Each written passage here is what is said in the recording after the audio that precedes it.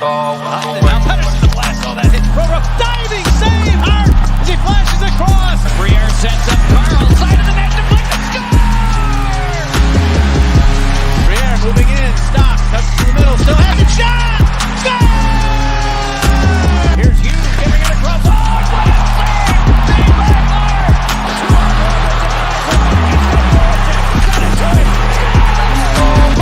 Hart! Short-handed mid! He scores! Up top, cruising is Provorov. He scores!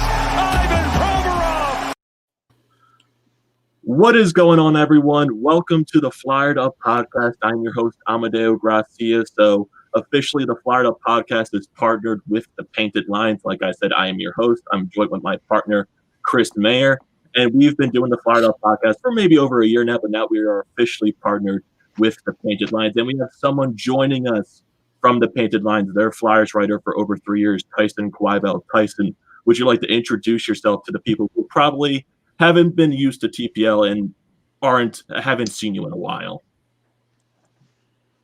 Yeah, so my name is Tyson, and I've been writing for, like you said, about 3 years. I grew up playing hockey in Canada, so I'm a stereotypical Canadian hockey dude.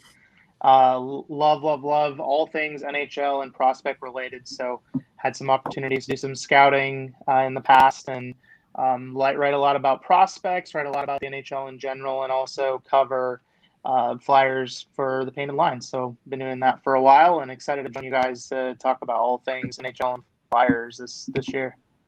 And we are really excited for you to join us right now. And Chris, this is your first time appearing on the Painted Lines as well. So for people who are not familiar with Chris, would you like to introduce yourself to the Painted Line fan club?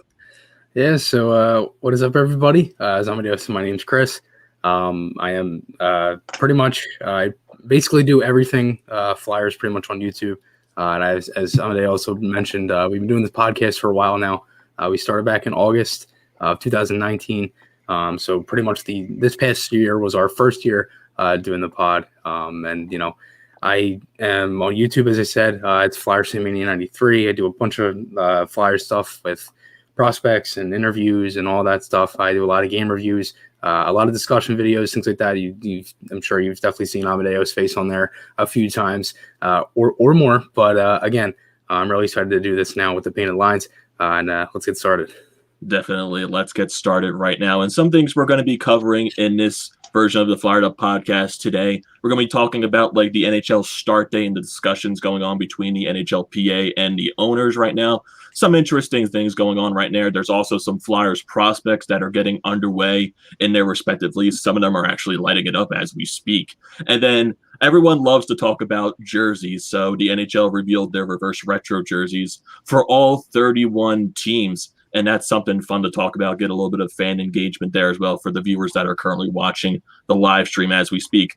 And for people that are used to the Flyered Up Podcast, it's still going to be up on Apple and Spotify as soon as the live stream ends. So people who have missed the live stream, don't forget to tune in to Apple and Spotify because it'll be up there after this live stream. So getting into the talk about the start of the NHL season. We all know with the NBA, they're starting around the end of December. Football, they're currently in the middle of their season. And MLB, most likely they're going to be starting around their normal time, maybe spring training. But right now, we're still, I guess, in a mix of when the NHL is going to start. There's an assumption that it's going to start around January 1st, maybe a 48 to 60 game type of season.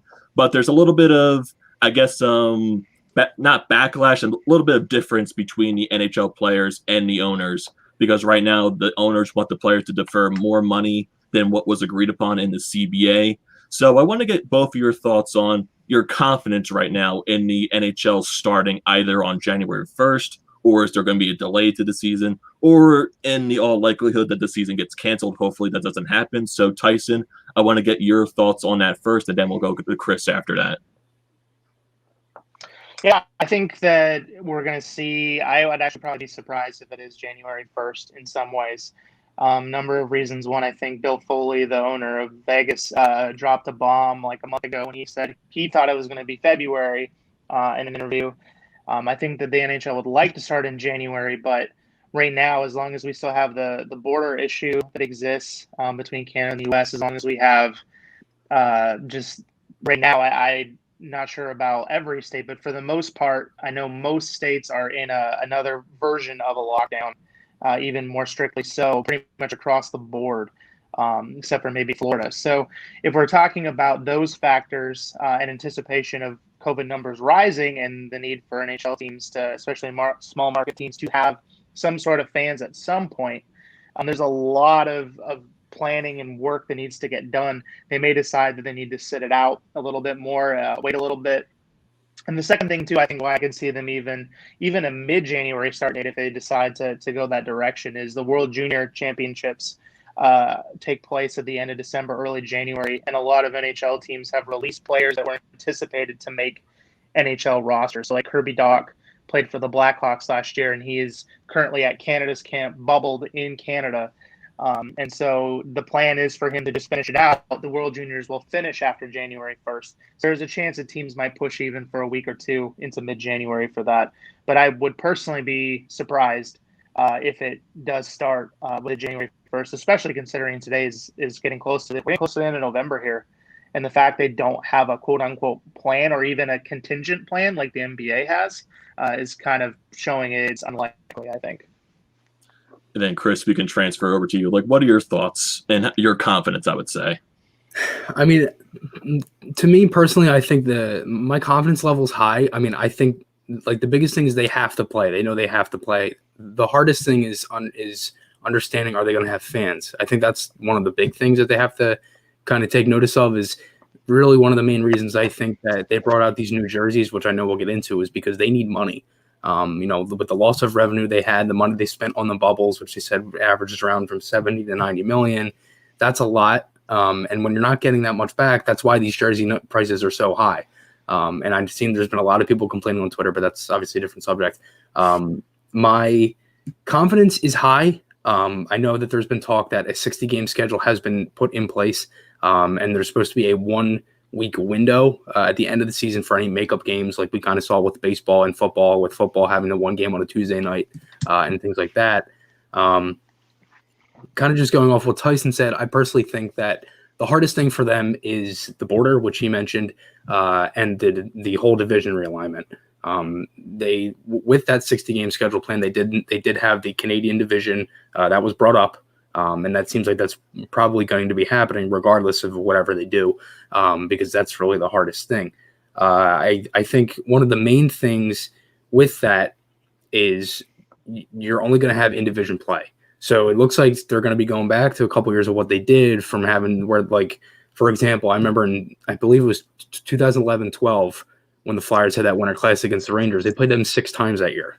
So it looks like you're going to be having a lot of games against teams like, for the Flyers, it looked like the division was Buffalo, Boston, no Pittsburgh, and things like that. I mean, my confidence is high, but I'm not really 100% sure when it's going to be.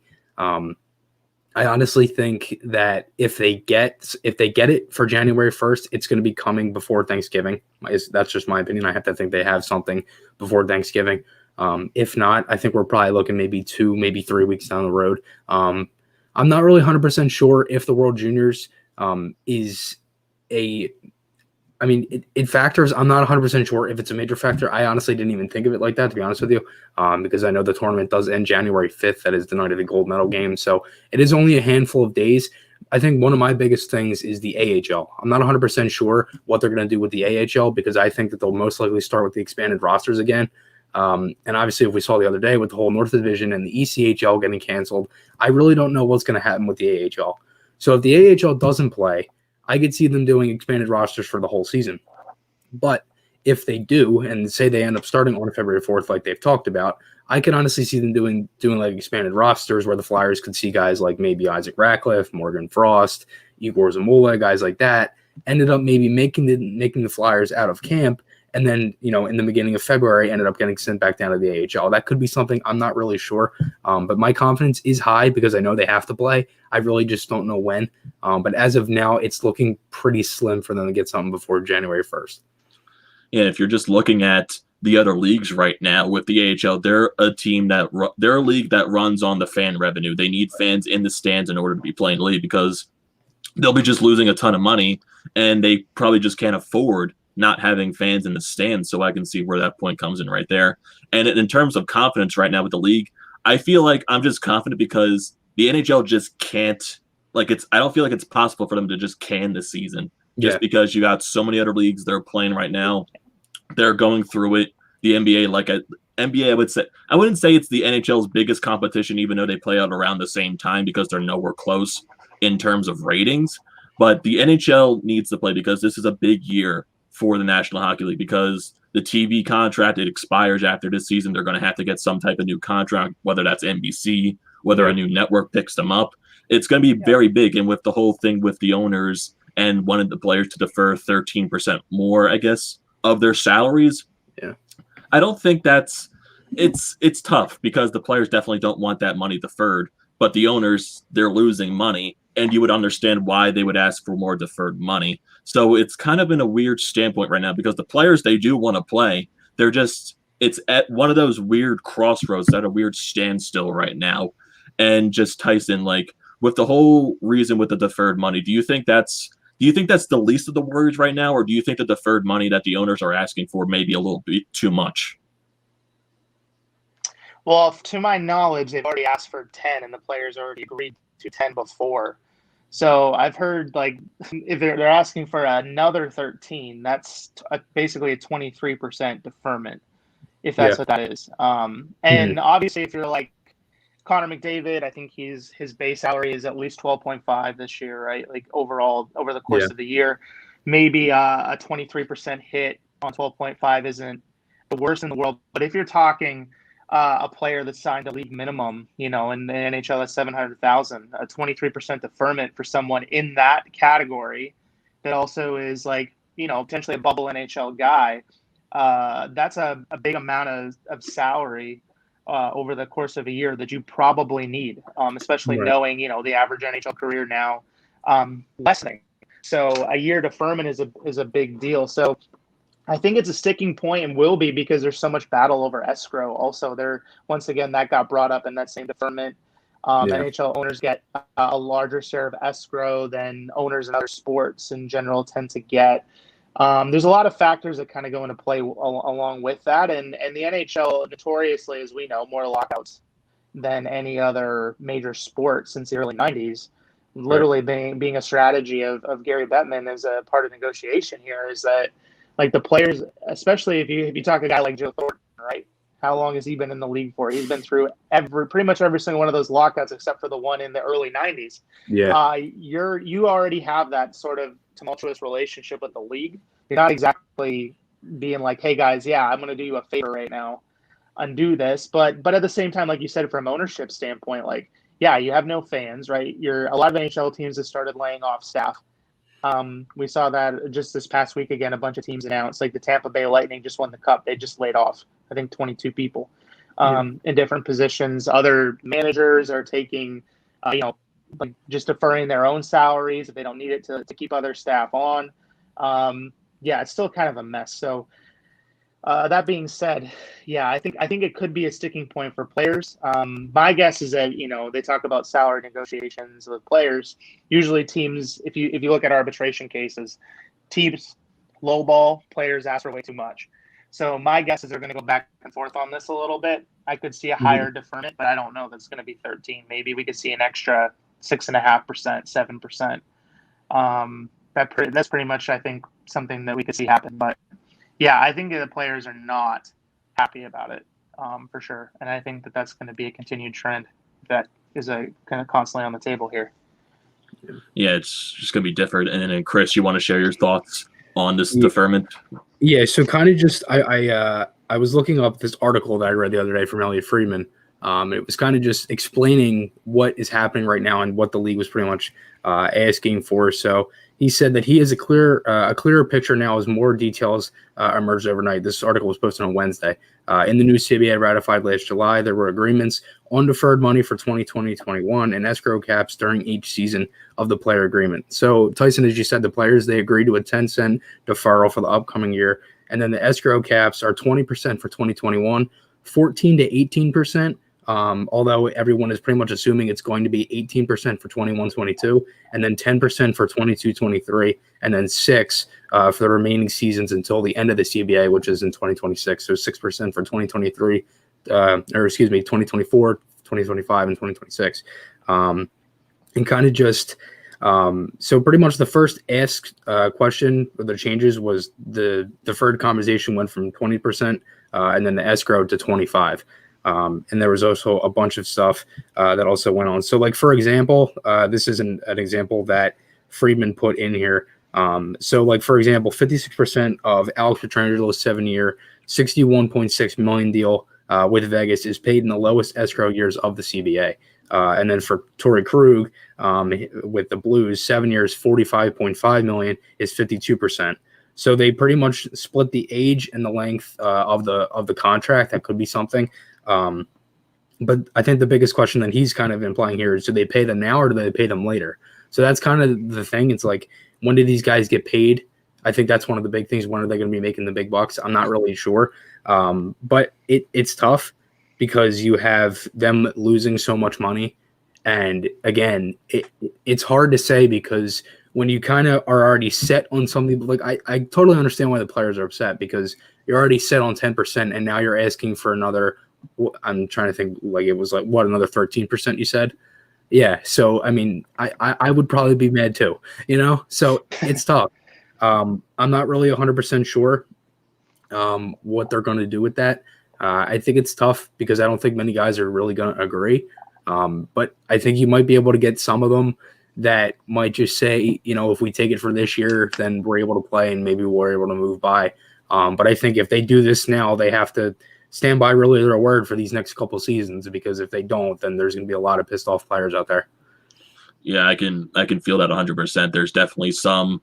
I feel like what Tyson said, there probably has to be some sort of middle ground, like what you said. They might maybe settle to maybe like a 6.5 type of deferment settlement with the whole the thing with the CBA, because like we said, they agreed to the new CBA before they went into the bubble, and it's just going to be a weird season just because we're just like in a weird place in time right now with the entire world. And we all know with there's rumors about the vaccine being like 95% or something like that. But I feel like that's still way down the road before you can start gathering fans into the arenas. Right. I feel like that's still like maybe not. That's probably like more, I would maybe towards the end of the season, maybe the playoffs, if we get towards that stage in time. But it's going to be a weird case trying to get the season started. I'm still confident that they can start around January, maybe what Tyson said, maybe they start a little bit, maybe a week after the World Junior tournaments. So that's something to look forward to. And looking at some people that are watching the stream right now. Hey, Ethan, how you doing? Thanks for joining us. Renee, I see you right there. Thank you for joining us right here. And then Jack, what's up? How you doing? Thanks for joining the stream.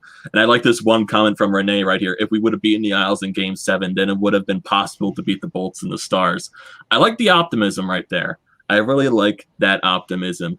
And just going to around with the Flyers prospects right now that are underway in their respective leagues, some of them have been really stand out, meaning guys like Cam York, Elliot Desnoyers. Those two, for Cam York at the University of Michigan, he's been playing very well in their few games where they started up. Elliot Desnoyers has just been lighting the lamp ever since the season started. He has, 24 points right now, 12 goals, 12 assists. It's something amazing. And Chris, just watching some of these Flyers prospects play out right now, like, just how more excited does that make you just to see these guys have this type of success early on? It makes me very excited, especially when there aren't many prospects playing right now. There's some that have went over to different leagues, some that have changed positions, some that have, like Felix Sandstrom the other day went over to Brinos in the SHL. He's now playing with Samuel Urson. So it's crazy because there's a lot of guys that are playing, and some guys are doing really well. Some guys don't look like they are on the score sheet, but in total, from what I've seen from my eyes, they look like they've been playing really well. I mean, just Dino, he's just been unbelievable. I kind of had a little bit of a good feeling about him and Wisdom in particular because they traded up for him. I always kind of get that feeling when they trade up for a guy, they know it's their guy. Kind of the same thing, the same way I kind of felt with Brink last year when they traded up for him. I was real happy that they did. But again, Dino, I interviewed him not too long ago. It was about a week or so ago, and he looks like a very humble kid. He really has turned that role that was really what they talked about at the draft, is that he needed like a different role, and that's what he was going to get with Halifax. He only played 2 games for him before the league paused, and he ended up. I think he actually had 2 points in 2 games. He had 2 assists. But this season, that was the biggest thing. I mean, when he was on Moncton, he was playing on like their 4th line. I mean, and as we all know, that's not much ice time, especially when you're. I mean, that team was very good over in Moncton, and they had some really star players over there. So it was hard for him. He was kind of buried under a couple guys, and he wasn't able to get the ice time. Now he's playing first line center in Halifax. He's getting, a lot of minutes a night, I would assume around, 17, 18 or something around those lines. But again, he's making the most of it. He scored some really nice goals. Defensively, he's played very good. I feel like there's definitely obviously a career year, because I think he's tied for his career number in goals already. But again, I think he might slow down, but I think if he continues to go on a really consistent pace, he could definitely have a breakout year, probably around 75, 80, maybe 85 points. But so far, I mean, I think he's having a really good year. And then Tyson, just looking at these other Flyers prospects, like what excites you the most about looking at guys like Cam York, Elliot Deionay, and just other Flyers prospects and players that are playing overseas? Yeah, so for DNA, for example, I mean, I think what excites me is he was a late round pick. Like, as in when you're keeping and building and maintaining like a strong system, because again, like down the road at some point you're gonna have to pay guys, right? Like that are gonna need bigger contracts as they continue to grow and develop. So you got to have more guys on rookie contracts in your system or on lower end contracts. And so seeing them like hit on a late round pick. Like that. I'm a guy that had 35 points in the queue last year and 11 goals and is now like surpassed that. I think we saw his 12. He's got like one more than that already. To see someone like that, be smaller. He's a smaller guy. So in other words, sometimes some of the smaller skilled guys weren't necessarily on teams' radars in the same way still, even though that stigma I think is starting to go away. In his instance, I think that was part of the stigma on some of his scouting reports. And yet we see them hitting on that. And that's huge. I mean, again, I'm not looking at him and saying, oh, he's going to be like a guaranteed NHL player even yet. But I think that he's now put himself in that conversation as a potential, what, a lot of scouts would say, like a potential NHL player, like where before you're kind of like, well, maybe he has a very low chance. The fact that we're seeing such improvement already with given ice time, with given opportunity means that he's got a legitimate chance. And the same with Cam York. I mean, he's a guy that, we knew was going to be a few years when they drafted him before we'd see him in a Flyers jersey and maybe would need to play a year at Lehigh. But just seeing him kind of run a lot of the offense out of Michigan right now. Michigan is an absolute juggernaut this year. They have a bunch of drafted prospects, and then they have like 4 guys that are ranked in the top 20 for the 2021 draft. I think they have 2 guys right now that can literally go top 5 in this next draft. Like that's how Owen Power and Ken Johnson and Berniers is close there. Mm-hmm. So they just have this core of players, and so York's basically just feeding the puck to them all day long, to those forwards, and yet still creating offense from the back end. And so I think that just excites you because you look at the Flyers blue line right now, and it's very, very young already. You're like, you got Myers, you got Sanheim, you have Provorov. All 25 and under guys. Zamula pretty close on his way up, and then you add York to that mix, and you're like, man, there's a lot to like here, and a lot of modern defensemen, guys that are quick skaters that can move the puck up to forwards quickly, that can create offense on their own. So I think those are all things to be like super excited about. Yeah, I'm just so excited for Cam York because I just have this because I see one of his plays this year went on the state of Michigan where he was just circling around the entire offensive zone. Then he makes that one nice assist backdoor for a goal. It was just like, can this guy just make it to the NHL even quicker? I just want to see this guy in a Flyers uniform because I believe he is going to be the future top pairing with Provorov. It's just, I feel like this guy has a very high ceiling, and I just love the way he plays. I know looking back at that draft, some people were still pissed off that the Flyers didn't pick Caulfield because he was on the board for them, but I'm very excited for Cam York. He's going to be a stud. And it's just looking at other players that are playing overseas, Ivan Fedotov, he's playing in the KHL, and he's been fantastic. for them. He's been very fantastic. Chris, I know you saw a couple of games of Fedotov playing. Yeah, I mean, as for Fedotov, I mean, the other day he had a shutout against SKA, and if you know anything about them, they could pretty much be a bottom feeder in the NHL. That's how good they are. They've always been a very good team over there. They're always one of the top teams in the KHL. But Fedotov, I mean, he's been incredible. I think the only problem with him is that he's the backup over there, and the starter has similar numbers to Fedotov.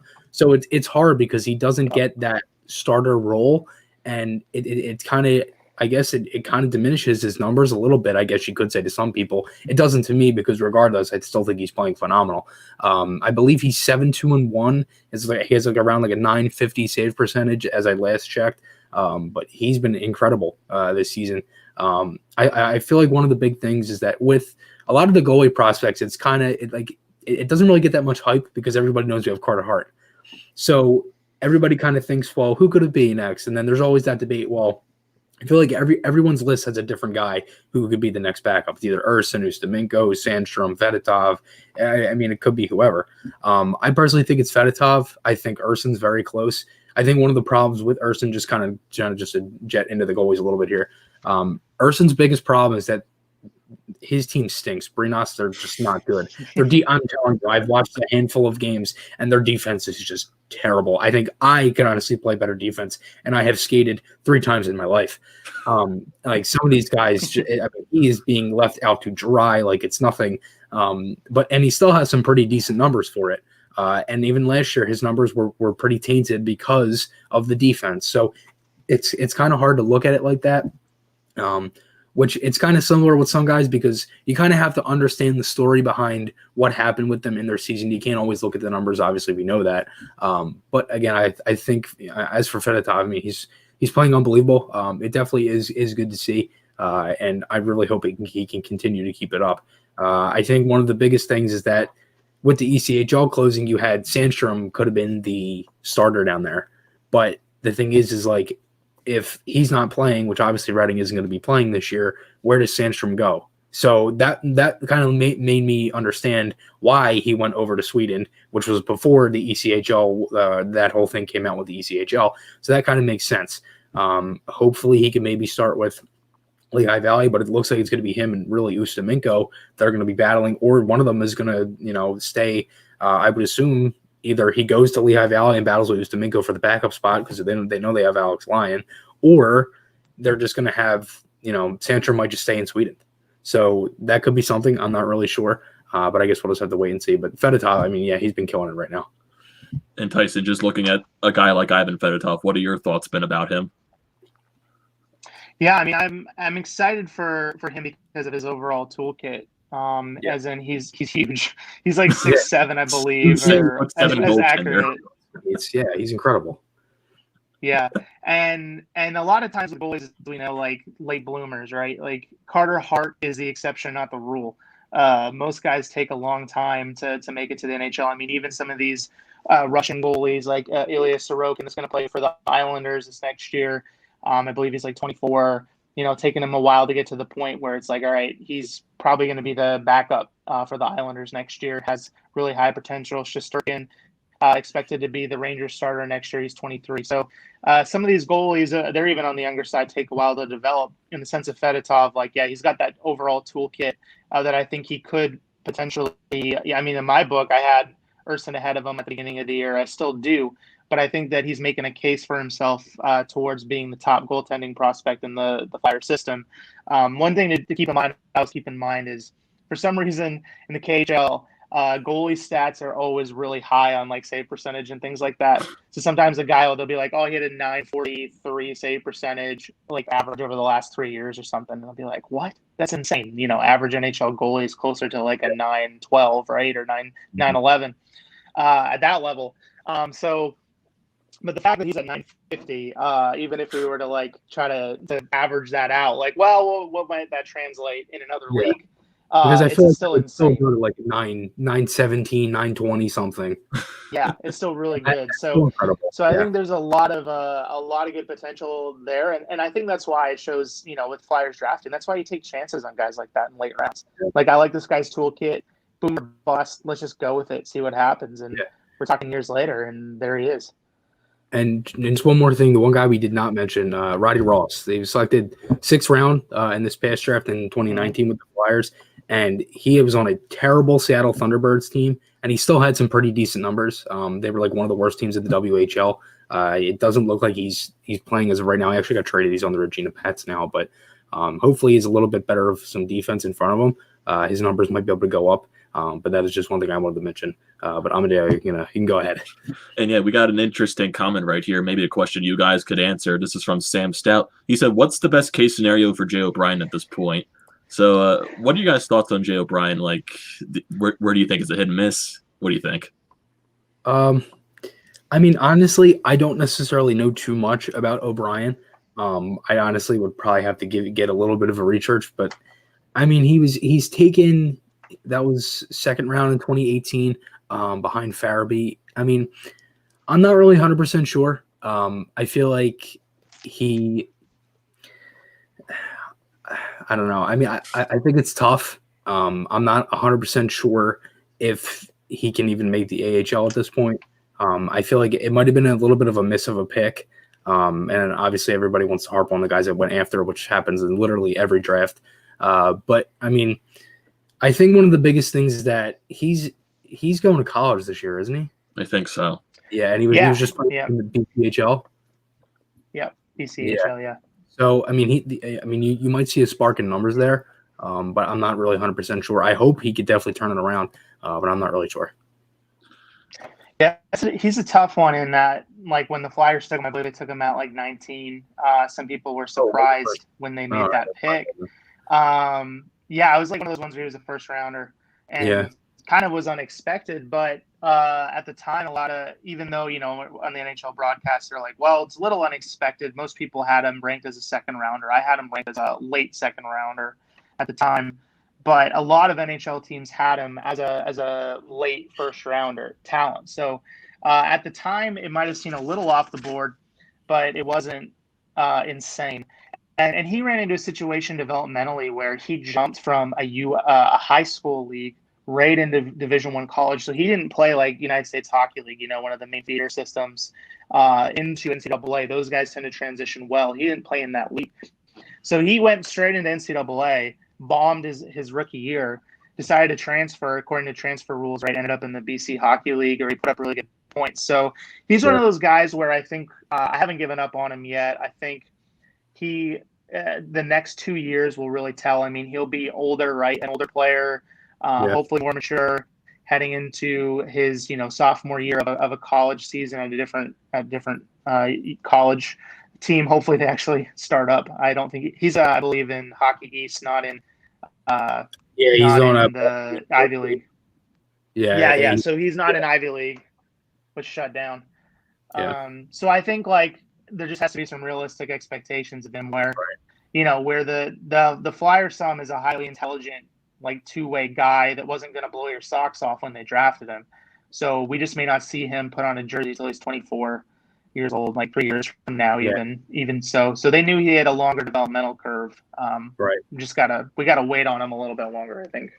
Right. Yeah, definitely. And just like going back to that draft, we have another comment from Sam right here. He says, "Why do teams with multiple 1st-round picks seem to like have to reach on one of them? I don't see a problem with having multiple high-profile prospects."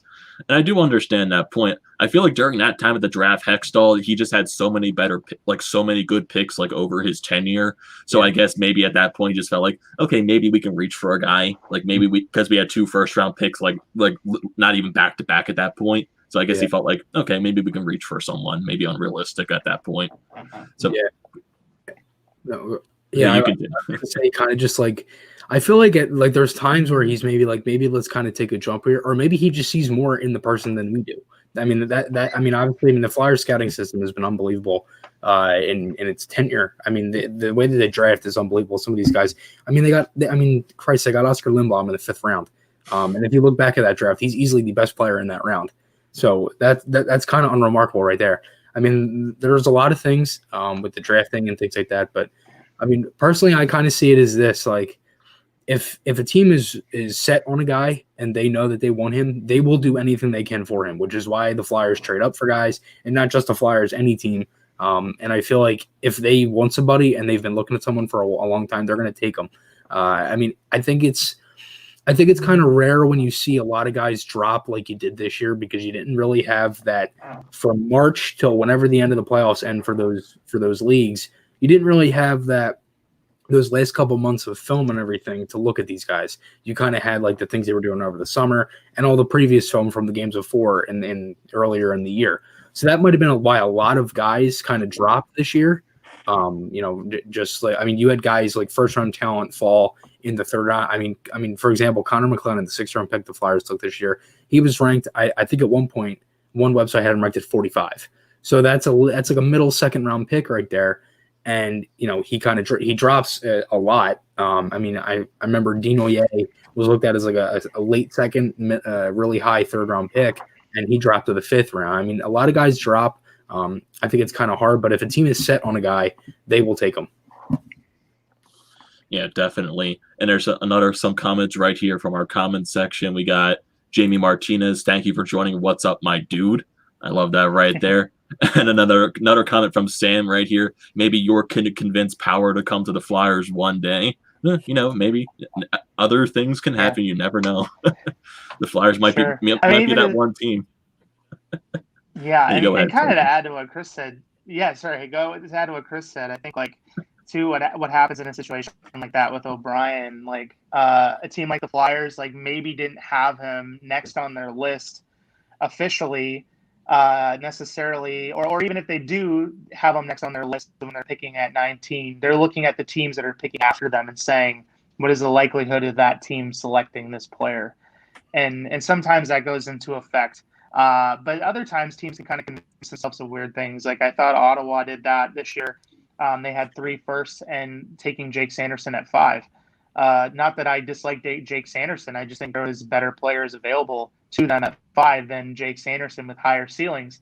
Even Jamie Drysdale, the other defenseman that was there at 5, I thought had a higher offensive upside and was more of what they needed on their roster going forward as a slick puck mover that can play on the right side. And obviously they chose differently, but it was one of those things where I think they talked themselves into it almost, where it's like, well, we like this guy a lot.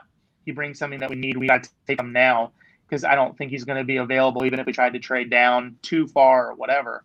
But yeah, I mean, that's some of the things that teams do. And then players oftentimes, they drop unexpectedly. Like McLennan, I had him ranked as a 2nd rounder. Like you said, Corey Pronman at one point this year on The Athletic had him ranked as a 1st rounder. So early on in his preliminary. So highly skilled guy. Sometimes teams just have on their list one player better than that one.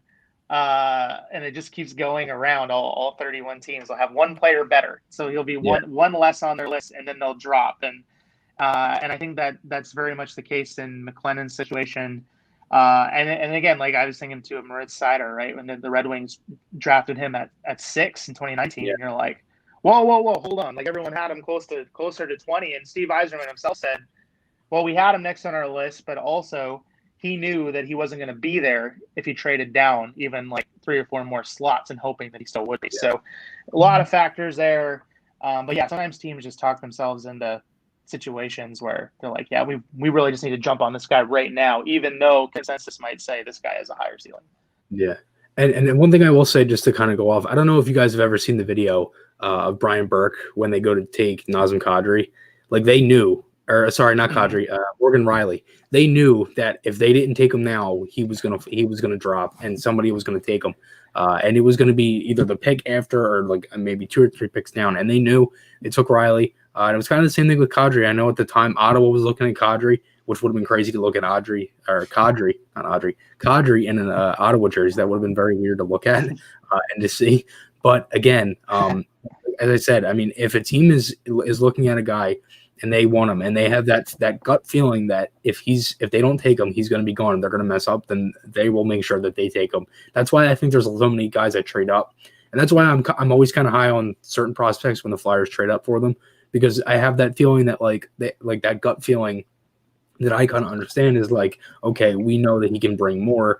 And for in Dinoye's case, just for example, with the whole role and everything, and that they knew that he would get that bigger role this year, that's kind of why I think the Flyers took him. Yeah, just looking at one more comment right here from Sam. He says, on the prospects, do you think letting the Blackhawks sign Kalynuk will come back to bite us in any way? Do you think that's going to be something that haunts the Flyers just because he was a 7th-round pick and the Flyers have so much depth in the defensive prospect pool that he was one of the ones that was let go? Do you think that's something that can haunt the Flyers or no? Tyson, you want to take this one first? No. Yeah, sure. No, I don't think so. And I mean, actually, the Flyers have very little to do with this. It's one of those situations with the agreement with NCAA where like he was drafted later. Kalynuk was drafted later, so I believe he was like 19, turning 20 at the time. So according to the agreement with NCAA with the NHL, once he finished his junior year, he's a free agent. So he'd actually made a verbal commitment to the Flyers, where the Flyers had said like, you know, hey, we want to sign you, whatever. He's like, yeah. And then, you know, he left. So they had very little to really do with that. They were actually upset about it, I think. Flyers management felt a little deceived. But even then, he signed with the Blackhawks. Like, you were talking for his ceiling, probably a third pairing guy at the NHL level, and at most a second pairing. So the way the Flyers prospects are stacked, I don't think it made much of a difference. You like a guy like that. He gives you options, right, as a trade bait or potentially as a depth guy at some point, or you have injuries, you know, call him up, contribute. But I think that it's not the end of the world by any means. I personally agree. I think one of the biggest things, the reason he signed with Chicago, I mean, look at their defense compared to the Flyers, I should say. They still have very good defensive prospects, don't get me wrong, but compared to the Flyers, it's like here and here. So, I mean, you kind of have to look at it as like, you know, he thinks that he is NHL ready closer than probably what his window looked like with the Flyers, if that makes sense. I mean, you had guys like Linus Hogberg, they talked about signing, they ended up signing him.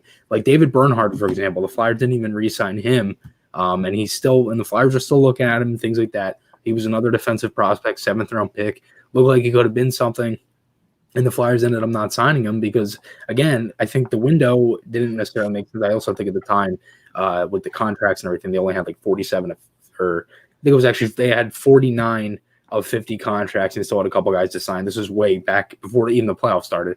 But again, just kind of going on my point is that I think Kalynuk's window to making the NHL, he thinks is more open with a different team than the Flyers. And I think that might have been, he might have honestly heard that himself with maybe staying in college a little bit longer. But you know, I think that's obviously a different story for a different day. But I think the biggest thing is that he probably thinks he's closer to the NHL than his window with the Flyers. Have like how open that was.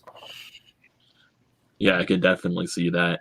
And just before we get into our discussion about the reverse retro jerseys, looking at the team right now and a lot of the young guys that are on the roster, guys like Farabee, guys like Morgan Frost, Konechny, even still Provorov, Myers, Sanheim. Do you think now, with especially on the defensive pairing, with the loss of Matt Niskanen, that's going to be a huge loss for the Flyers. Do you think that there's going to be that one young guy, especially, that takes that next step in his development and maybe helps the Flyers even more? This can go to Tyson or Chris, whatever. I think it's sure. I go either way. Yeah, I think probably that person's Phil Myers. Honestly, he's a right shot. And so you could throw him up there with Provorov. I think that he has offensive upside. I think that he's the guy that you would want to take one step further, maybe to perhaps having a little bit more defensive consistency there. But in terms of, you know, their defensive structure, like they have a lot of young guys. Eric Gustafsson, who they added, he's not a Niskanen replacement. I mean, Gustafsson is known for like being not great defensively at all. And so he's kind of more of a high flyer. That's been more of his reputation over the years. He had 60 points for the Blackhawks 2 years ago, and he had some of the worst defensive stats of any defenseman in the league at the time. So he's improved a little bit there, but still, you're not looking at a Niskanen type. So I think the hope is a guy like Myers can maybe step in to play consistent top 4 minutes. They still got to sign him to a contract. He's still unsigned restricted free agent, so they got to get him under wraps here. But I think once they do, that's going to be the hope for them, is that he can take that next step. Yeah, and kind of just like going off that, I personally think it's Sanheim. I feel like Sanheim is at that age now where it's like, he's ready. I think he's probably if they don't do anything with the defense now, which I still think their D is a little bit in shambles at this point. It's not the same D as it was last year. We know that, but I think you have to. I think what they want to do is they're looking that they know and they're confident that they can bet on these young guys. I think the difference with Sanheim and Myers, and I don't really like comparing them because they are different players, but just to kind of go off tight point is that when Sanheim makes a mistake, he kind of can back it up and he gets in the right position at times. But and it's rare when they make mistakes like that. But like when Myers makes a mistake, like just makes any sort of mistake, it's like glaring. Like it's pretty obvious that he was the one who messed up. I think the biggest thing with Myers' contract is that the money is ranging from really wherever. He doesn't have much leverage. He was undrafted, so he doesn't really have anything to really bet on. I look at it in like the situation where like he can't go into that like Anthony Duclair did. He can't go into that contract extension by himself because that is why Duclair did not sign with Ottawa because he went in by himself. That just does not work in the NHL. And unless you are like Sidney Crosby, McDavid, Ovechkin. But I think the biggest thing is that with Myers is that he could get anywhere from 1.8 to I've seen 2, 2.5, 3. But I think it's Sanheim. I think Sanheim is that guy that really can play number one. I honestly think he was our second best defenseman, or I should say really third best. I think Niskanen was probably our second best pro overall being number one. But now I think it makes a lot of sense. I personally think that with the defense, I think they should use Gostisbehere more. I'm not really open to trading him. I know we did get a comment about trading Gostisbehere at one point, but again, right here. Yeah, right here. Would you trade Frost and Ghost for Line? Personally, mean no. No, I don't even think that would go through. That would be a very Winnipeg wouldn't take it. Yeah. No. I mean that's kind of reminds me of somebody holding an Xbox controller in their hand, but it's to me I feel like the biggest thing with Gostisbehere is that they need to use him like this. They need to, if he makes a mistake, he needs to be out there the next shift. Okay? Or unless if it was a very long shift, whatever. If he has a bad game, he needs to play the next game. He cannot have a bad game and be scratched for the next 3. He needs to play consistently because that is the only way his confidence, which I personally think is one of the biggest reasons why he hasn't been so hot recently. I think his confidence is the main reason why his play is just been dipping. I personally think he can still bring that same player that he was from the 17-18 season when he put up 65 points. I personally think he can bring that back. But I think the biggest problem is that the trade rumors get to him. We saw that. I personally saw it in the Behind the Glass. I've said this so many times. In the Behind the Glass saying one of the first things he mentions when they interview him at his house with his girlfriend and his dogs is the trade rumors. And I'm thinking to myself, I'm like, this guy, man, you just got to let it go. I'm like, you just got to move on. And it's obviously not that easy as I'm saying it, but I mean, it's hard for some guys. I mean, there's guys that literally just get eaten up by this stuff, and he's obviously one of them. But again, I personally think he needs to get top 4 minutes, in my opinion. I think Gustafsson is really no better than a 5. So I think you really have to plug Gustafsson in at the 5 and put him with Braun and maybe switch out Hag. But my guy, I think, is really Sanheim. I honestly think he can really interchange Myers too. I'm not, obviously none of it's going to be set in stone. We've seen that all the time with the offense and the defense and even the goaltending for some parts, because, Elliott playing so much on the road. But really, I think the Flyers still have to do something else. I don't know what they have to do. But I would personally, I know I'm kind of going off topic, but I would personally like a guy like Matt Dumba, somebody that, can play that right side, is right-handed, is a veteran. You may have to give up a lot for him, but you're getting a very good amount in return. It can really stabilize their D. It's the Minnesota connection that I like to call it with Fletcher there. So that might be something, but I'm not really 100% sure. It's tough because, again, you're in a flat cap world. So they have to do something where if they are giving out a contract, they have to get like the same contract back or similar to it. If it's off by like $500,000 or $1 million, whatever. They're not terribly strapped with cap as of right now. I mean, I think they have 4.8 or 4.7 off my memory. Like around that. Yeah. So I think kind of just going off of it is like they aren't horrible right now. Like, and so obviously some of it is going to be going to Myers, right? So you kind of have to put that into perspective too. But I think one of the biggest things that they have to do is just maybe try to find something. And if they don't, maybe they're just going to say, let's just try to score more goals. As stupid as that sounds, they might just try to score more goals. I think obviously the power play was a big issue. So there's a lot of things. I could keep talking for another 15 minutes, but again, I think there's a lot of things. But I personally think Sanheim is that number 2 for this year. I love the almost going off topic. That's what makes podcast. Everyone just goes off topic. It's fun. It's very, very fun. There's one fun comment right here from Tales of a Failed Life. Fairby first Frost. Drop the gloves. Who wins? Who wins? Who do you think? Frost. I don't know. I'm going to say the Young Bees are on that one. I'm going to say Farabee.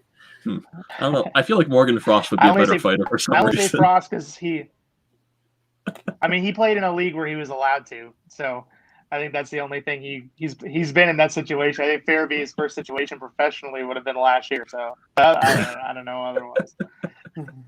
Oh God. We love the comments that we're getting right here. And to get some fan interaction right here, we got 13 people currently watching the live stream right now. Let's talk some reverse retro jerseys because that is a very fun topic. And now I'm going to share my Chrome tab so we all can see it right now. So everyone can see it right here. All the fans can see it. So let's talk some reverse retro jerseys with the NHL. So we got the first 3 right here.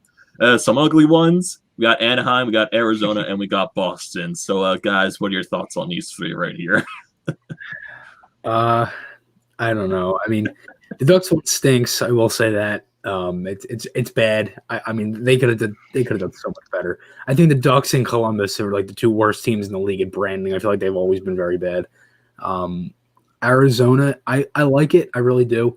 I just think they might have been able to do a little bit more with the purple on the top. They maybe could add like a stripe or something, but overall I do like it. And Boston's I think is beautiful. I love the colors. I absolutely love that logo with the constipated bear on the shoulders. That's great. I personally like Arizona and Boston, but Anaheim F, terrible F. Bad. And Tyson, what are your thoughts? I feel similar. I love the Arizona one. I've always liked the retro Coyote stuff. Kind of wish they would have stuck with it. I think that's pretty great. Boston ones I think is just classic. Can't really go wrong with it. But on the Duck side, same thing. I'm like, why? Still kind of repping that old '90s ABC cartoon with the Mighty Ducks that fight aliens in space sort of thing going on. Just not a fan of that crossing over into hockey world. So I understand why some people like it, but because of the retro-ness to that, it's weird to say early '90s is retro now, but apparently it is. But I'm not a big fan either. See, I am a sucker for ugly jerseys, and Sam's on the same page with me right now. He likes the Ducks personally, considered they couldn't do the Night Ducks jersey since they already made another version of that, the Mighty Ducks jersey. I'm just a sucker for it. I know it's very hideous. Yeah. I honestly feel like Anaheim has like 3 different versions of the Mighty Duck logo. They have the black one, the orange one, the alternate from last year, and then they actually have I think they actually have the same jersey. They like just brought it back a couple years ago. They have like 3 or 4 versions with the Mighty Ducks logo, so that probably is why they went with this. But still, it's terrible. And now going down the list to the next 4 reverse retro jerseys, we got Buffalo, we got Calgary, we got Carolina, and we got the Chicago Blackhawks. So, guys, what are your thoughts on these 4 jerseys right here? I really like the Flames one. I used to be a sucker for the flaming horse head. Not really sure why. I'm assuming it's because I was young enough when it came out that I just thought it was cool. So I definitely am a fan of that. It's kind of polarizing though. Some people are like never liked that third jersey they had for a season or 2 there. But and I'm always torn on I love Hartford Whalers stuff. Like I collect some of it. I think they're kind of this cool team that I wish was still in existence. Just like guys like Ron Francis playing for them. Like there's just a lot of history there. Chris Pronger. And Chris Pronger, even Gordie Howe. Exactly. I just really hate that. Yeah, I just really hate that the Hurricanes have kind of hijacked this. Where if I was someone in Hartford, it's kind of like a slap in the face. Where I look at that jersey and I'm like, that's awesome. I want it. But if I was in Hartford, I would not be happy. Yeah, I wouldn't be surprised if the former Nordiques fans were just the most pissed off people in the world. I feel bad for them because that must seriously, they were so mad. The first year they go and the Avalanche win the cup, and then literally they bring out these jerseys. Like I could not be any more mad if I was probably a old Nordiques fan. But Tyson, if you wanted to continue with these other two here. I always like all Saber stuff too. Similarly, even the buff slug that they had for a while there, I didn't hate. A lot of people were like, "What is that?" And I liked it. But I like this one too. The only thing I would change is the Sabres maybe writing on the bottom. But on the Blackhawks one, they literally sold the Chicago Steel jersey. It looks like the U.S. Hockey League team they have there. It looks like they just took out the logo for that. So yeah, I mean the Blackhawks ones I probably put it as it's fine. And again, the Blackhawks have done so many Winter Classics. They've had so many. It's just what do they have left in the tank? Like, yeah, I have like 2 of them, and I'm like, wait, I'm still missing like 7 or whatever. So there's a lot more I got to add to my collection. I'm probably not going to add this one though, if I'm being honest. And Chris, you can give your thoughts on these jerseys too. Like Chicago, they've played in 6 outdoor games. I think they're 1-5. Like they've only won 1. Just stop putting them in. They keep losing. But no, I mean, kind of just. I like it. The reason I like the Blackhawks one is because the logo. I've always liked that logo. I think the Blackhawks. I think like same with Boston and Chicago. You can't really mess up a Blackhawks or Bruins jersey. I feel. I think for Chicago, I've always liked their red home jersey, so I think black has always looked good on them. I remember back in like the early 2000s, they had the all blacks, and those were like one of my favorite ones. And then the 15 Stadium Series, they had like that kind of like shiny black one when they played Pittsburgh, and I really did like those. I kind of wish they maybe went back to that, but I do like this one. For Hartford, I love the Whalers. I always have. I like them better than the Hurricanes. I cannot stand the Hurricanes, but I love the Whalers. I know it doesn't really make sense. But I mean, Buffalo, I kind of agree with Tyson. I didn't like the wording at the bottom. I thought it looked weird. I love the logo though. That is nice. And the shoulder patch is unbelievable with the Buffalo head on the shoulder patch. And the Flames jersey is just a French kiss. It's just unbelievable. I absolutely love the horse head with Blasty. That's great. And it's funny because I watched an interview with I think it was Valerie Bure from he played with Calgary 97 to 2001, and he was saying that every time they wore these jerseys, they felt like they were winning games, and they all loved wearing these jerseys because they felt like every time they wore them, they had the willpower in them that they were going to win the game, and that was why they loved them. But I personally love this jersey. It's funny because when I saw it. I was kind of just flipping through, and I thought it was another Vancouver one with the skate because I saw like a little V at the bottom. I was like, "Oh my god, here we go again!" And speaking of the Vancouver one, Sam commented, "Calgary's trying to make it look like the Vancouver skate jersey to make all the Canucks feel at home." That's amazing. And just going off your guys' point, I do think the Buffalo writing under the jersey is kind of weird, but to me with this jersey, it's more nostalgic for me just because I remember I grew up with the goat head Buffalo in this jersey when I was a kid, so it's just more nostalgic. Same thing with the horse head and the Hartford Whalers. I have the green version in my closet right now, and Blackhawks, you can't mess up a Blackhawks jersey. That's just my humble opinion right there. And just moving to the next 3 jerseys, some of these are iffy, and one is really great. I personally love the Nordiques. I think the Nordiques, just in the history of the NHL, have the best jersey ever. That baby blue one is to die for. So I want to give your thoughts on these 3 jerseys: Columbus, Colorado, and Dallas. Yeah, I mean, I love the Nordiques. It's beautiful. I love the logo. I love the bottom there. The colors mesh in with each other. It's gorgeous. Columbus's I really like. I personally think this is Columbus's best jersey in literally their whole tenure. In the 21 years coming into the season, this might be the best one. I think probably second best is the Cannon jersey they have, the alternate they've had for a long time. But I love the Blue Jackets one. I personally didn't like this one at first when I saw the leak of it, when they had like the little snippet of pictures, because I thought it was the Capitals one again. I literally forgot that Columbus was in the same division as the Flyers, but I don't know why, because I had saw that the Capitals had the red one, and I was like, wait, what other team? And I was like, well, it can't be New Jersey. And then I was confused because of the green. I was like, oh my god.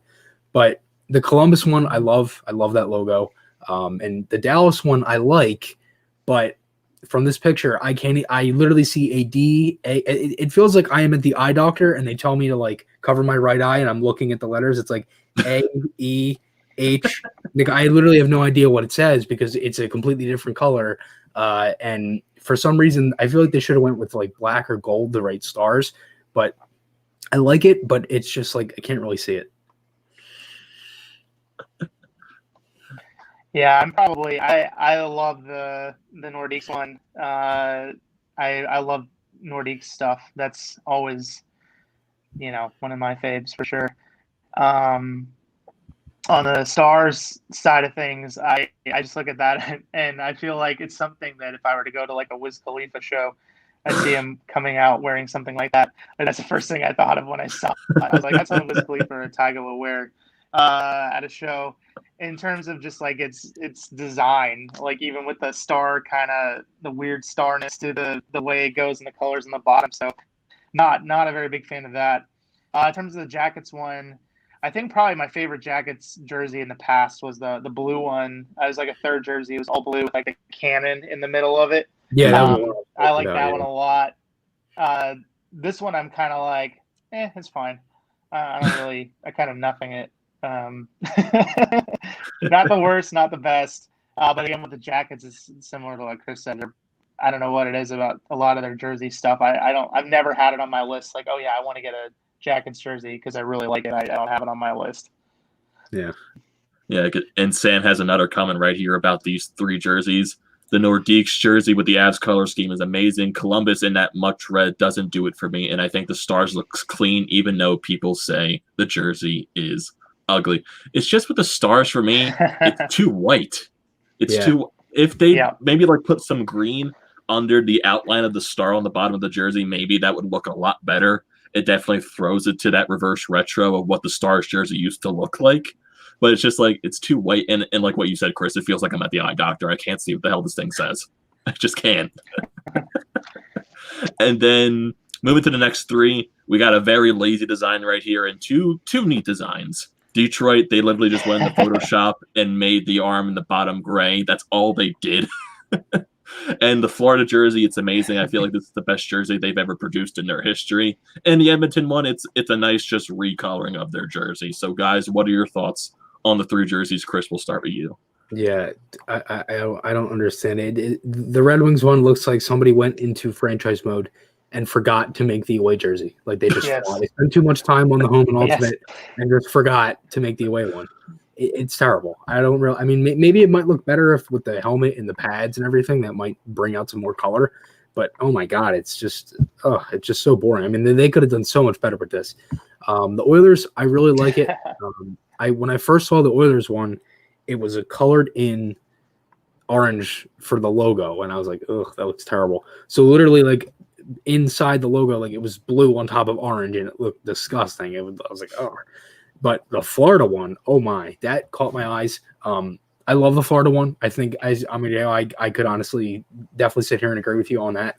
That might be one of the best ones besides when the Panthers first kind of came in the league. They had some nice ones. But again, I like this one because I think it takes their new colors now with that like kind of like beige tan they have for the Panther logo with the old logo, and I think this looks really nice.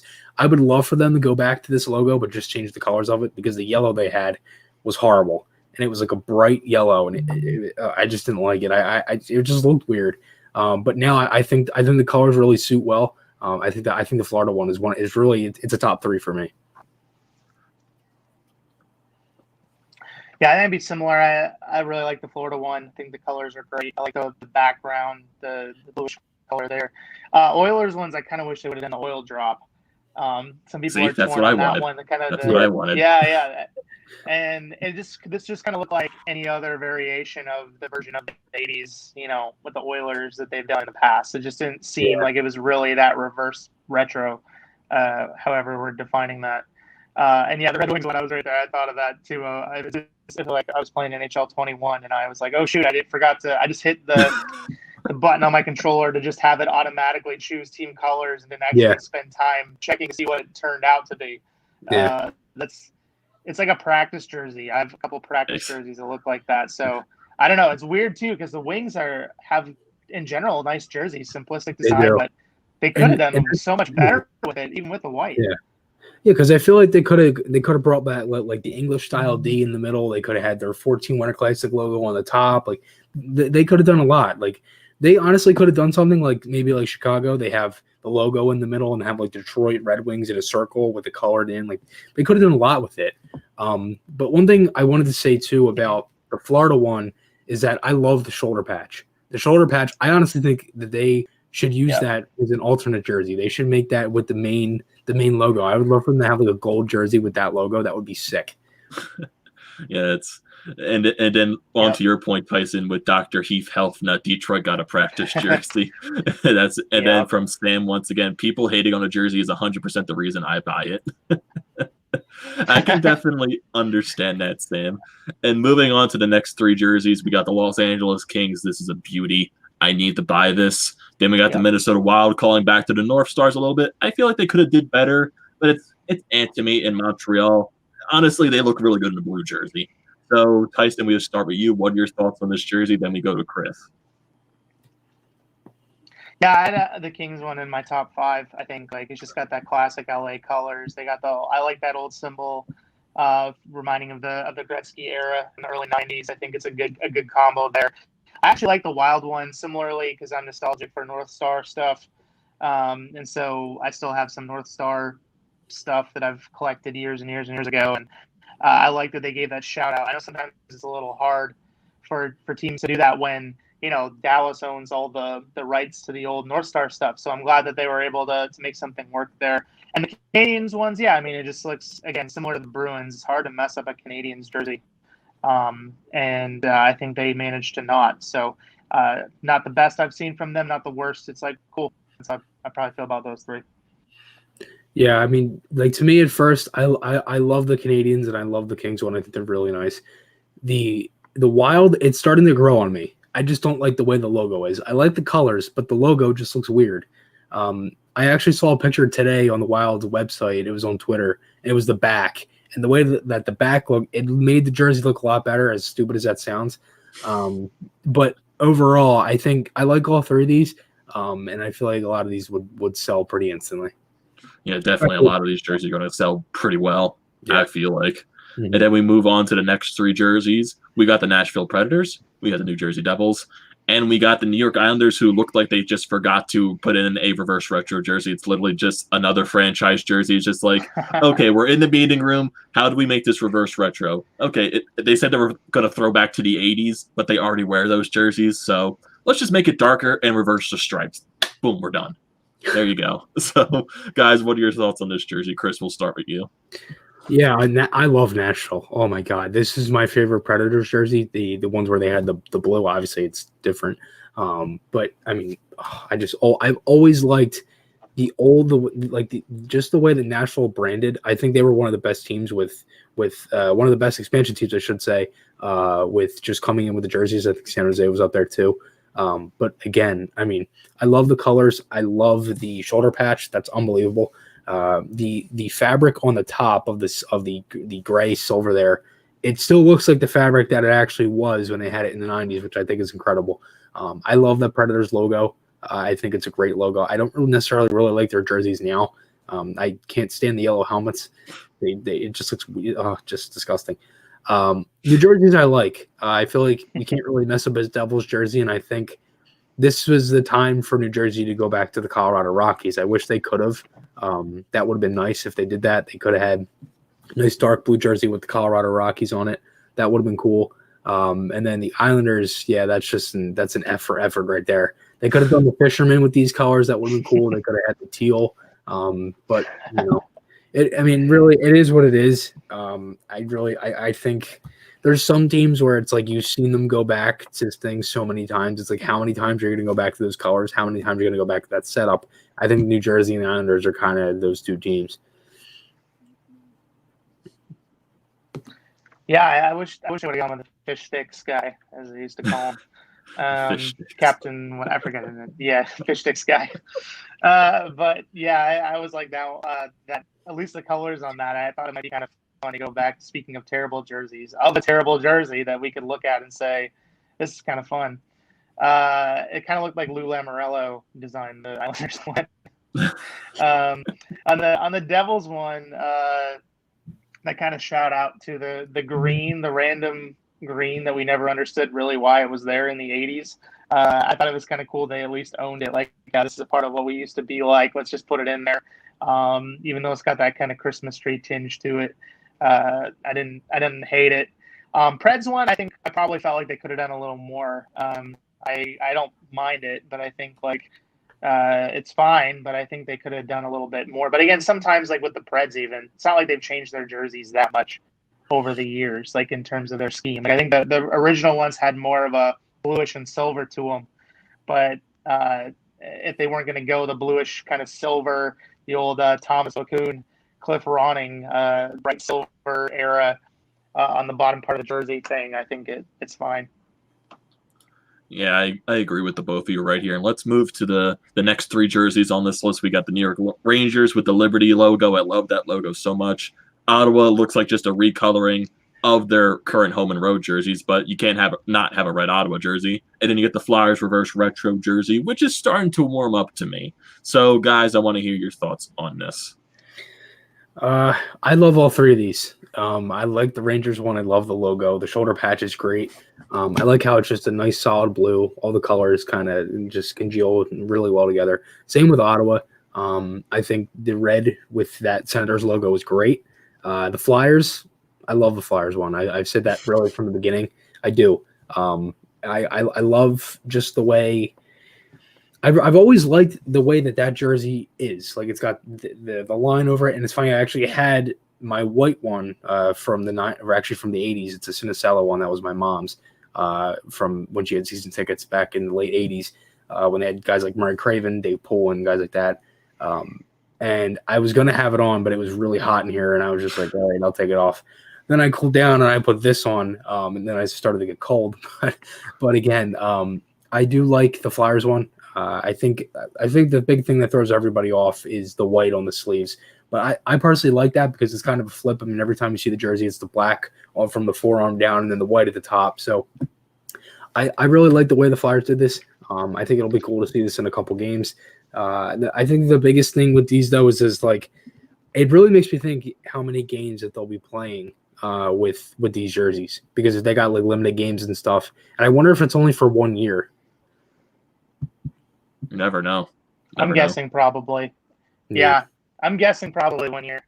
But, yeah, and I love the Lady Liberty one. I've always been a fan of that jersey for the Rangers. I never really understood why they just kind of stopped with it.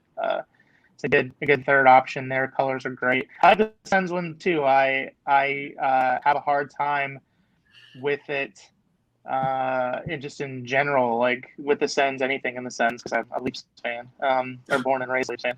But I do like the jersey. I think it's catches the eye.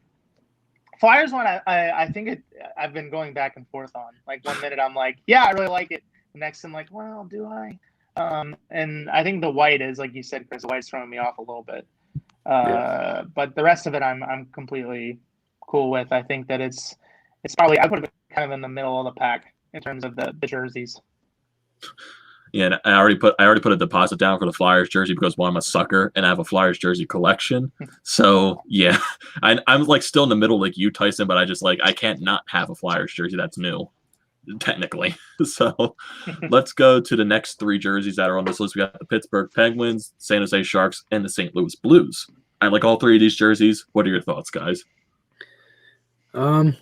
I like Pittsburgh. I think they could have just went with the Robo pen. I think that would have been cool if they went with that. If they didn't, and they kept the Pittsburgh down the middle here, I think they could have went with that logo on the top. on the shoulders there. I like it, but I think they might have been able to do a little more. San Jose, I absolutely love. This jersey is so nice. I love that Sharks logo with the darker color in the shark, with the darker color in the stick. I mean, it's great. I love it. I honestly think the Sharks have one of the best logos in the league. St. Louis basically pretty much pulled a Detroit. They just flip flop the colors. I like it, but you're both gonna hate me for this, but I wish they went with the one with the trumpets. Could have went with the one with the big. Yeah. Yeah, that would have been cool. Everybody would have hated that.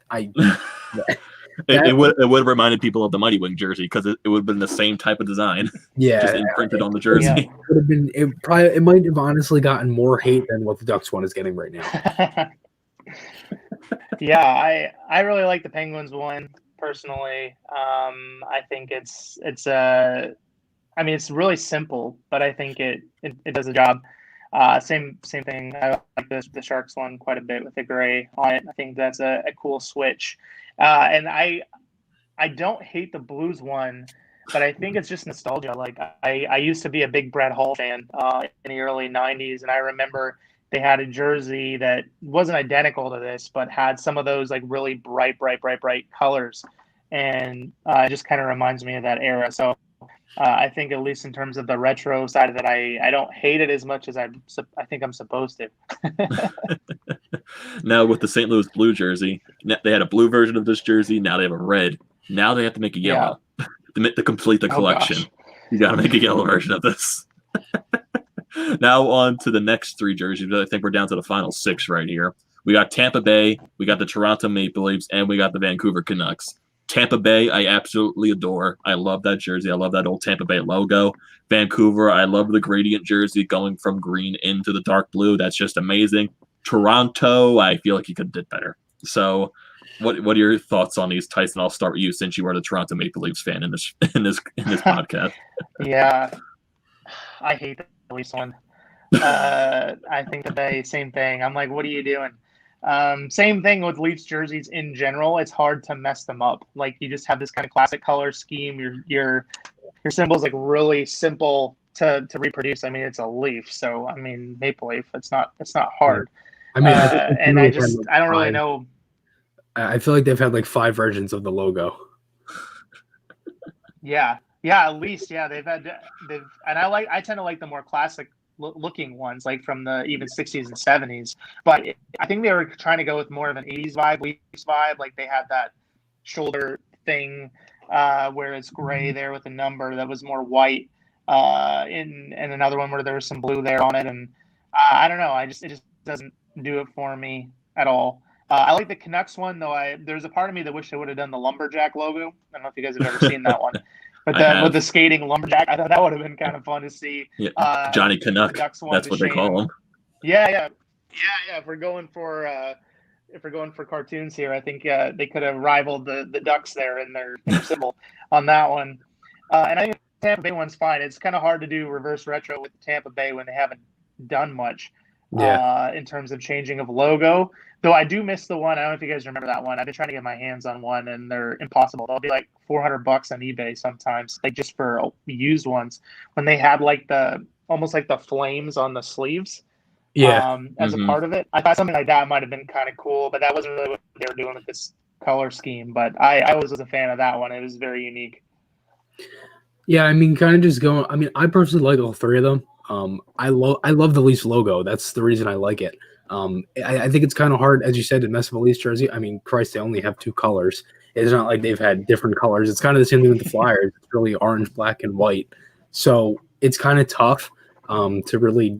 I mean, as you said, you kind of explained that there, going back with the 80s. But I like that logo. I think it's cool. I think the worst Leafs jerseys are probably the ones from like the 14-15 era when they were really bad. They had like guys like Bernier and Clarkson and Phaneuf still. When they had like it looked like the Leafs logo was like it looked like it was a box, but it was a leaf. It was weird. But I love the Tampa Bay one. I think that's really nice. I was kind of hoping they might have went with something from when they won the cup that year in 2004. Since the jersey says it's from 2004, I was maybe thinking they would have had like a cup patch on it or something. But the Vancouver one is very nice. I think the weird thing with Vancouver is their logo is very big, though, isn't it? A lot of the jerseys feel like the logo is gigantic. Yeah, they are. But the Vancouver one is insane. And it's funny too. You guys probably wouldn't think this, but I also put a deposit down for the Vancouver jersey because I just love that jersey. One of these days you're gonna call me. You're like, I bought all of them. I bought every single one. He's gonna have like 31 boxes shipping to his house. I'm sorry, my wallet already despises me. It's already yelling at me as we speak. So that's just, and down to the final 3 jerseys of the reverse collection. We got the Vegas Golden Knights, got the Washington Capitals, and we got the Winnipeg Jets. I like what Vegas is doing, throwing it back to one of the old Vegas' franchise that played in the International Hockey League. I like what they're doing right there. Washington, I love the Screaming Eagle logo. I wish they just made that back into their primary jersey and primary logo. It's amazing. I don't know why they got rid of it. And Winnipeg, I like what they're trying to do. So what are your guys' thoughts on these 3 jerseys? Yeah, the Capitals one is my favorite one. It's great. The colors mesh well. The Eagle logo is awesome. Winnipeg is okay. I feel like we're gonna continuously see that logo now, and I was kind of already tired of it to begin with. I like the road one more than I like the dark blue with that logo. This one's okay. I kind of wish they maybe went with something a little bit different. But again, there really isn't much for the Jets to do because when they haven't necessarily been around that long in their newer tenure, and from the earlier years in the 80s, it was pretty much this logo. So it's kind of hard to really do much, and I guess really get creative with the Jets one. But the Vegas one I really like. And I know some people were kind of confused with the 95 on the back when they had the Las Vegas Thunder and the IHL in the late 90s from, I believe, 1993 to 1997, I believe. But again, I like the red jersey. And if you actually look up a Las Vegas Thunder jersey, they had different colors, but the jersey was still the same, where they had the slits on the bottom like this with the different colors. I believe their colors were teal, white and black. So they had like a little bit of a different thing. They had the white jersey with the teal and then the black with the diagonal cross there at the bottom. But I really like it. I've always liked that Vegas alternate logo that they had. I think it's good. I think it's going to be nice for Vegas. So now they have the grays, the gray, the white, the gold, and the red. I think that's a nice one for Vegas there. Yeah, I really like the Capitals one. That's one of my favorites of this one. Similarly, I was always a big fan of the Flying Eagle logo, and I like the red on it. I grew up going to Jets games physically going to Jets games in the early 90s before they left Winnipeg the first time for Arizona. And I hate these jerseys, this version of them. I think of some of the Jets gear I had as a kid. And the old logo, even some of the early 90s logos they could have used as a little bit of a difference there. I don't know what this is supposed to be, but I don't like it. On the Vegas side, I probably go back and forth. I think the red's the most overwhelming at moments, but I like the color scheme similar to you guys. I was a big IHL fan. I used to follow them religiously as a kid when they were a thing before they merged with the AHL. So I like to shout out to that league. Such a random sort of piece of hockey history there, kind of like the WHA in its own right. And I like the shout out, but yeah, sometimes the colors are a little bit like blah. But yeah, out of this grouping for sure, the Caps are the best for me as well. Yeah, and it's funny, kind of just going off the Vegas one. I think the lady with the turtleneck kind of throws it off. I think that might be where that comes in, and it's like it's too much. And I'm like, if she didn't have a turtleneck on, this jersey might have looked better, but I think it would have looked cool as we see on the players. So I wonder if they'll get red helmets. That could be something. That could be something. Imagine gold helmets with the gold jersey if they do that. That's the thing. I was honestly I was saying this too, and I know I said this on the video that me and Amadeo did. Maybe they go with a retro theme with the pads. Like maybe they have like a Jofa Bauer like kind of like kind of like a collaboration, and they have like these themed helmets and all the gloves and everything. That could be cool. And I think they might be able to maybe make some more money if they like auction it off or something at the end of the year. That could be something too. But it's just a thought to maybe make these jerseys a little bit more pop. Yeah, that could definitely be something. So I think we're getting towards the end of this episode. It was a nice time. We talked some start dates for the NHL, Flyers prospects, and always fun talking about jerseys right here. So to end this podcast off right now, let's get some tags right here. So Chris, where can people go follow you on social media?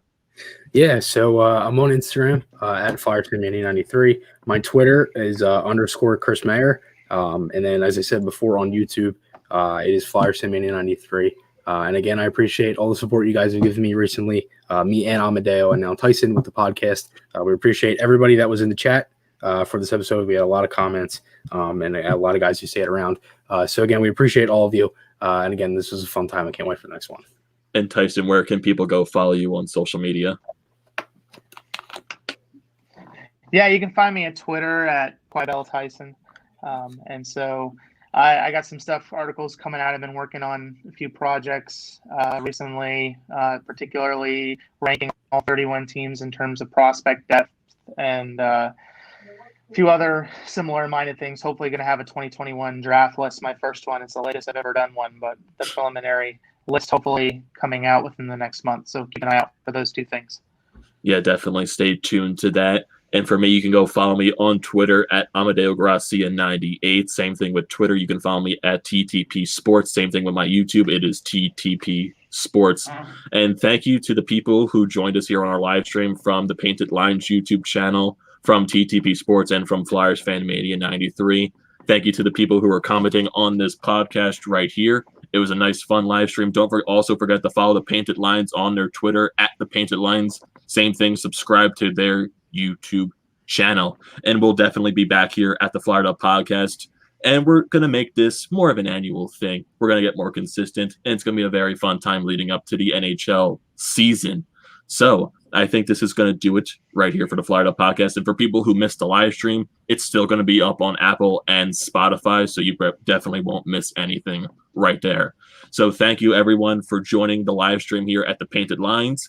And thank you for listening to the Flyer Up Podcast. I'm your host, Amadeo Gracia. He's Chris Mayer, and he is Tyson Quibel. And we will see you next time.